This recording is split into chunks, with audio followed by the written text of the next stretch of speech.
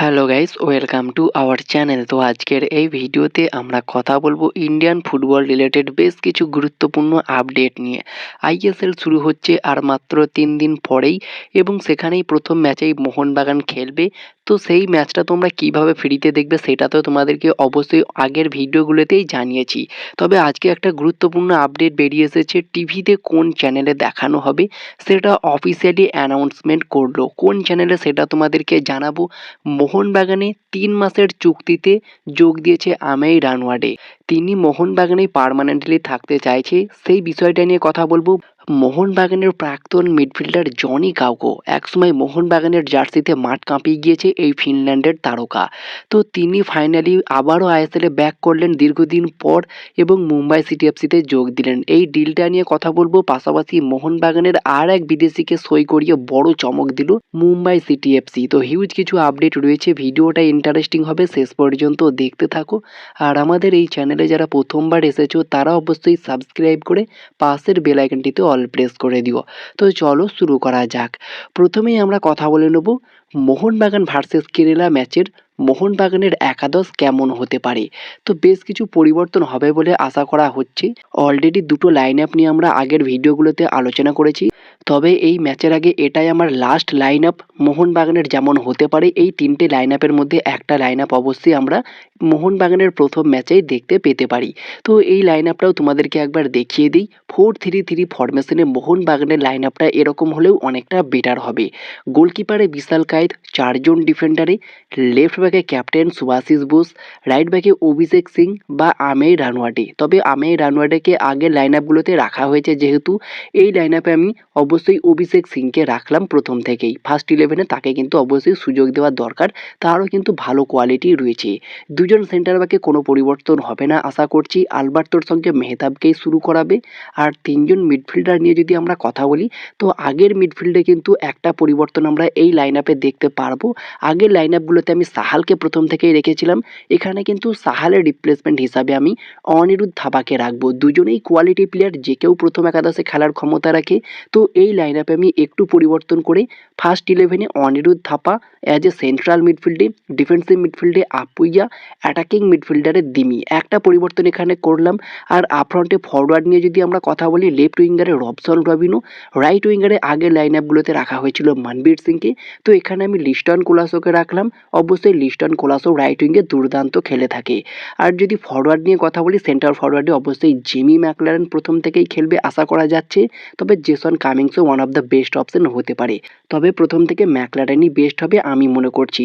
তো এই লাইন আপে যে পরিবর্তনগুলো দেখা গেল, একটা অনিরুদ্ধ থাপা অবশ্যই সাহালের জায়গায় আসলো, এবং রাইট উইঙ্গারে মনবীরের জায়গায় লিস্টন আসলো, রাইট ব্যাকে আমেই রানওয়াডের জায়গায় অভিষেক সিং আসলো।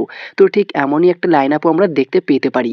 দেখার বিষয় এটাই হবে সার্জিও লোবেরা কেমন লাইন আপ নামাই প্রথম ম্যাচেই। আর যদি আমরা এই ম্যাচের লাইভ নিয়ে কথা বলি, অবশ্যই ফ্যান কোডে তো মোবাইলে লাইভ দেখানো হবে। তবে দীর্ঘদিন ধরেই কিন্তু অপেক্ষা করছিল বেশ কিছু সমর্থকরা, যারা ভাবছিল টিভিতে কোথায় কোন চ্যানেলে লাইভ দেখানো হবে। তো অবশ্যই সেটা সনি স্পোর্টস নেটওয়ার্কের নামই তোমাদেরকে আমি অনেক আগেই জানিয়েছিলাম। তবে অপেক্ষার অবসান ঘটিয়ে ফাইনালি অফিসিয়ালিভাবে জানানো হলো, এই মরশুমের আইএসএল সনি স্পোর্টস নেটওয়ার্কেই টিভিতে দেখানো হবে। এটা অফিসিয়ালি কনফার্ম, চূড়ান্ত আপডেট। এরপরে যদি আমরা কথা বলি মোহনবাগানের নতুন সাইনিং আমেই রানওয়াডেকে নিয়ে, তো আমেই রানওয়াডেকে কেরালা দল থেকে 3 মাসের চুক্তিতে সই করিয়েছে মোহনবাগান। এবং সার্জিও লোবেরা তিনি নিজে থেকে চেয়েছিলেন এই আমেই রানওয়াডেকে, যার জন্য কিন্তু হিউজ পরিমাণ অর্থ খরচ করে কিন্তু 3 মাসের জন্য তাকে সই করিয়েছে। তবে বর্তমানে আমেই রানওয়াডে মোহনবাগানে কিন্তু থেকে যাওয়ার জন্য ইচ্ছা প্রকাশ করেছে। মোহনবাগানের মতো ক্লাব কোন প্লেয়ার চাইবে না যে সেই দলে খেলতে। তো সেখানেই আমেই রানওয়াডে কিন্তু তিনিও নিজে থেকে ইচ্ছা প্রকাশ করেছে মোহনবাগানে পার্মানেন্ট ডিলে সই করার জন্য। বাকি দেখা যাক এই ডিলটা শেষ হয়ে গেলে কেরালা দল রাজি হয় কিনা তাকে পার্মানেন্ট ডিলে ছাড়তে। তোমাদের কি মনে হয় এই ডিলটা পার্মানেন্ট ডিল হয়ে গেলে কতটা বেটার হবে, অবশ্যই কমেন্টে জানিও। এরপরে যদি আমরা কথা বলি জনি কাউকোকে নিয়ে, তো জনি কাউকো আইএসএলে মোহনবাগান ছাড়ার পর তিনি কিন্তু যোগ দিয়েছিলেন আই লিগের ক্লাব ইন্টারকাসিতে। যেহেতু হাবাস সেই টিমের কোচ ছিল এবং হাবাসের পছন্দের একজন প্লেয়ার, তিনিই কিন্তু এই জনি কাউকোকে ইন্ডিয়াতে এনেছিল, যার জন্য তিনি দলে ডাকায় কিন্তু ইন্টারকাসিতে যোগ দিয়েছিলেন।